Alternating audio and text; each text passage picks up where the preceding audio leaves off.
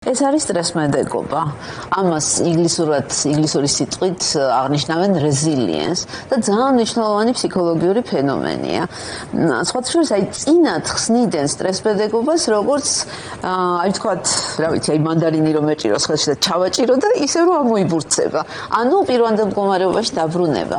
და აი უკვე დღეს იმდენი კვლევებია დადებული სტრესმედეგობაზე, განსაკუთრებით გარღვევა გააკეთა ჯორჯ ბონანომ ამერიკელმა ფსიქოტრაუმატოლოგმა, რომელიც საქართველოში რამდენჯერმე არის ნამყოფი, უყვარს აქაურობა ძალიან და ძალიან მხარში გვიდგას. ფაქტიურად სტრესმედეგობა ეს არის მოქნილობა.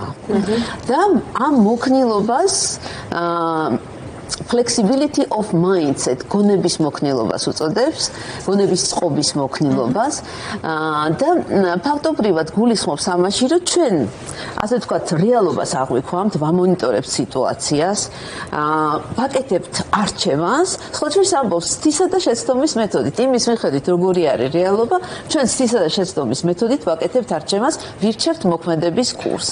შემდეგ შეიძლება არ გაამართლოს აი რატო უწოდებს ცდისა და შეცდომის მეთოდს. შეიძლება არ გაამართლოს ამ მოქმედების კურსმა და ჩვენ ვიცვლით ამ მოქმედების კურსს და ამ დროს სტრესმედეგობა განაპირობებს იმას, რომ ჩვენი ემოციები არ არის იმდენად მძაფრი, რომ წაგვლეკოს.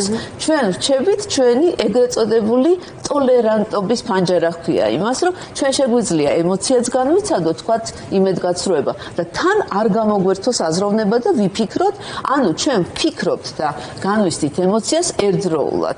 თუ ჩვენ იმდენად წაგვლეკა ემოციებმა, რომ ვეღარ ვფიქრობთ, აი გასული ვარ ტოლერანტობის ფანჯრიდან და ეს ძალიან ცუდია.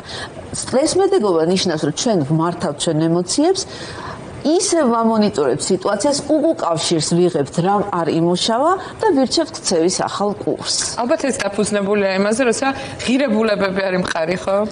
ხო, საქმე იმაშია, რომ სტრესმედეგობა როგორც ასეთი არ ეხება ღირებულებებს. ეს სტრესმედეგობა შეიძლება ცუდ ადამიანსაც და ბოროტ ძალასაც ჰქონდეს და კარგ ადამიანს და კეთილ ძალას. საზოგადოებრივი განსხვავდება ამ სტრესმედეგობის ხარისხი. საზოგადოებებზე შეიძლება განვავრცოთ თუ ეს ინდივიდუალურ დონეზე ასე ადამიანურად. საზოგადოებები განსხვავდება სტრესმედეგობის ხარისხით, ინდივიდები განსხვავდება, ჯგუფები განსხვავდება და ორგანიზაციებიც განსხვავდება. აი ეს რამდენად მოქნილი ხარ, რამდენად შეგიძლია რეალობას თვალი გაუსწორო, რამდენად შეგიძლია ქცევის კურსი აირჩიო და თუ არ გაამართლა, არ წაილეკო ემოციები და ახალი ქცევის კურსი აირჩიო, ეს შეიძლება ასე ვთქვათ საზოგადოებრივ დონეზეც იყოს, ინდივიდუალურ დონეზე, ორგანიზაციის დონეზე, ჯგუფის დონეზე და ძალიან რასაც ვაკვირდებით, ახლა კვლევა ჩავატარეს სხვა შორის ქართულ ჟურნალისტებთან. უი, რა საინტერესო. ხო, ეხლა ფაქტიურად მოგვიყევით შედეგებს. სპოილერია, ხო? თვისებრივი კვლევაა და უბრალოდ ვეკითხებოდი, როგორ უმკლავდებით ამ დიდ სტრესს. ის ჟურნალისტები, ვინც ფაქტიურად აშუქებენ აი ამ მიმდინარე მოვლენებს გულწრფელად და პროფესიულად, ხარისხიანად. და ფაქტობრივად ძალიან სტრესგამძლე თემია ჩვენი ჟურნალისტების თემი. ემოციებს ცდილობენ რომ დაარეგულირონ, რეალობას თვალს უსწორებენ, ფასეულობები ძირითადი ღირსია, რომელსაც ეყნობიან და კიდე ერთი რაღაცის თქმა მინდა, რომ აი ესე ძალიან რთულ სიტუაციაში აქვს ხოლმე ადგილი შესაძლებლობა, ამას ვუწოდებ ფსიქოტრაუმატოლოგიაში პოსტტრავმულ ზრდას.